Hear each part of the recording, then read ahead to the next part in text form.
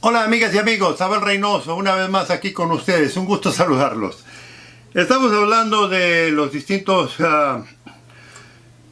niveles de delincuencia, o más bien estamos hablando de qué es lo que causa a una persona cometer delitos. Y le digo, hay mucho diálogo en todo esto, o sea, lo que le estoy diciendo yo aquí no necesariamente la última palabra definitiva, pero sí es interesante hacer un diálogo y conversar un poco, porque hay mucha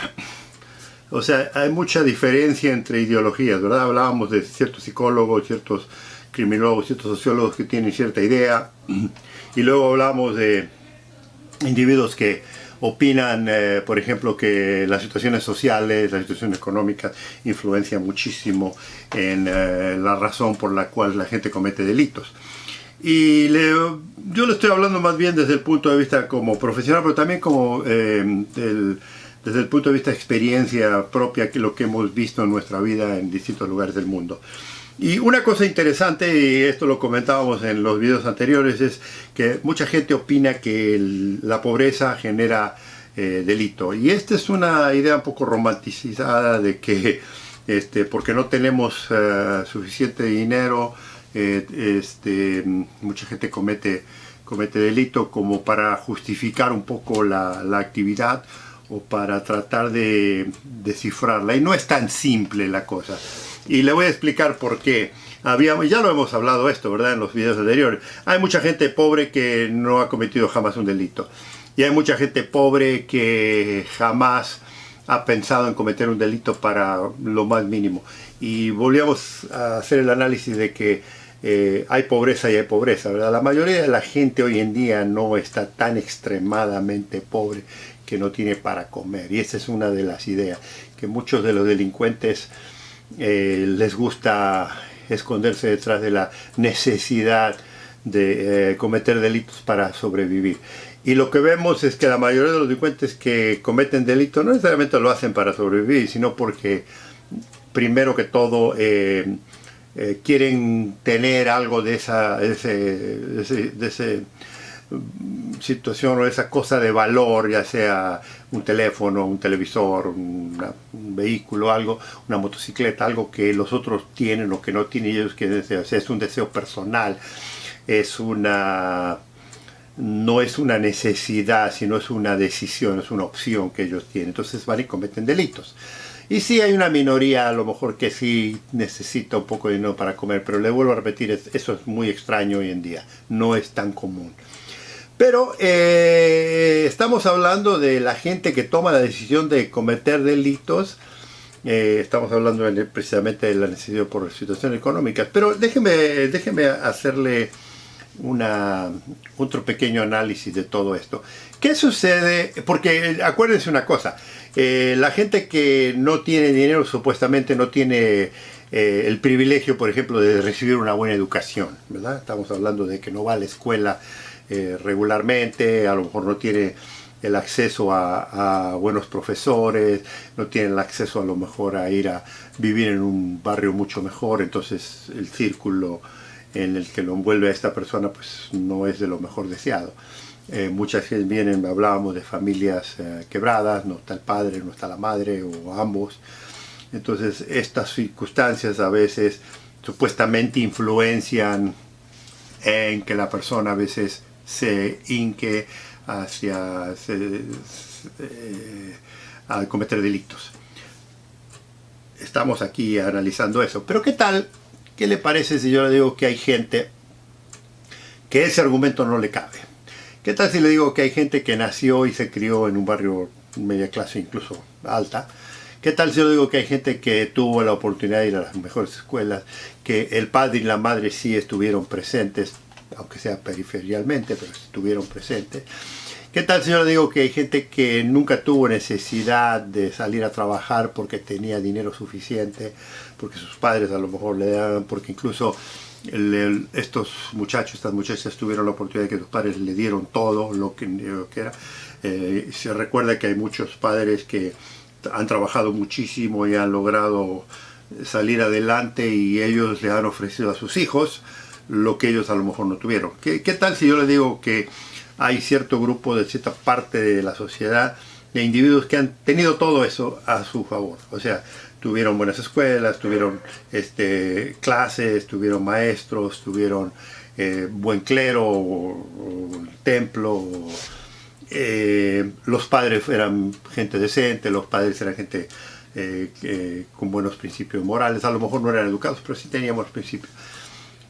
¿Qué tal si yo digo que toda esta gente que tuvo esta influencia, incluso sus amigos, incluso el grupo estaban presentes y no cometieron, no era gente del ámbito de la delincuencia? Pero ¿qué tal si digo que esas personas, hay ciertas personas que se crearon en ese ambiente y que decidieron volcarse a la delincuencia? ¿Cuál es la explicación? Sí, lo podemos hablar desde el punto de vista psicológico, hacemos un estudio social, los sociólogos también pueden hacer otro estudio, el criminólogo va a hacer otra, y vamos a encontrar cierta justificación, ¿verdad?, para todo este comportamiento. Incluso le digo, esto sucede muy seguido cuando usted se entera, por ejemplo, de algún nene bien o nena bien que nació y que se crió y comete un delito. Si usted escucha a los padres que los entrevistan, mi hija jamás haría eso, mi hijo jamás hubiera cometido ese tipo de errores, ese tipo de faltas. Él o ella nunca hubiera esgrimado un arma, él o ella jamás hubiera lastimado a alguien, él o ella no hubiera hecho esto. Que es natural de los padres que defendamos a nuestros hijos, no es lo natural. Pero muchas veces lo que sucede es que los padres no quieren saber lo que los hijos hacen, o muchas veces ni se enteran, los mismos padres. Nunca se han enterado de cómo su hijo o su hija se han comportado. O sea, a lo mejor les dieron mucho tiempo cuando eran niños, pero ya cuando empezaron a crecer medio se dividieron. Y hoy en día la sociedad en la que vivimos permite eso, ¿no? O sea, los medios sociales y todo, ya uno no comparte tanto con sus familias, con sus padres, como lo hacía anteriormente. Particularmente en ciudades más modernas es más difícil. En sociedades incluso que son más dinámicas, la estructura familiar se ha ido desertificando y se ha ido eliminando. ¿Cómo justificamos el comportamiento de estas gentes? ¿Cuál sería el argumento de que por qué una niña una niña que eran excelentes, crecieron adolescentes, incluso de adultos, y decidieron cometer delitos? Y uno de los más comunes es obviamente por aburrimiento, uno de los más comunes por osadía, uno de los más comunes por quebrar el estatus social de donde vivían, se aburrían, la aventura, todo eso. Pero eso no deja de no ser delito y ellos no dejan de ser delincuentes. Entonces, lo que les explico es, así como en cierto modo la pobreza puede y en cierto modo sí lo afecta, hay gente que comete delitos que no tienen nada que ver con el problema social o económico, lo cometen porque les gusta. Bueno, ese gusto que hay de cometer delitos también lo encontramos en la gente de limitada estatus social y de estado económico. O sea, hay un grupo de seres humanos que no importa si son pobres o son ricos, a estas personas les gusta cometer delitos. Es la aventura, ¿no? Es las películas. Yo que lo veo en las películas, a veces en las series o en las telenovelas. Hay gente que tiene tendencia delictiva, no importa qué crianza tenga. Y sí, puede usted analizarlo, lo vuelvo a repetir, problemas psicológicos, problemas sociales, incluso problemas mentales, genéticos, incluso algunos argumentos hay sobre eso, pero no dejan de no ser delincuentes, y este es el dilema. O sea, no es necesariamente de clase social, porque usted dice, pero si una persona tiene todo facilitado, ¿para qué se mete a cometer delitos, no? Y sí, no es una mayoría, no vamos a decir que la mayoría de la gente que tiene medios económicos mejor, estatus social mejor, comete menos delitos, se convierte menos en delincuentes, ¿no? Eso es un buen argumento, porque usted puede decir, bueno, la gente pobre por esencia va a cometer más delitos, más tendencia al delincuente que la gente rica. Y sí, está esa ideología.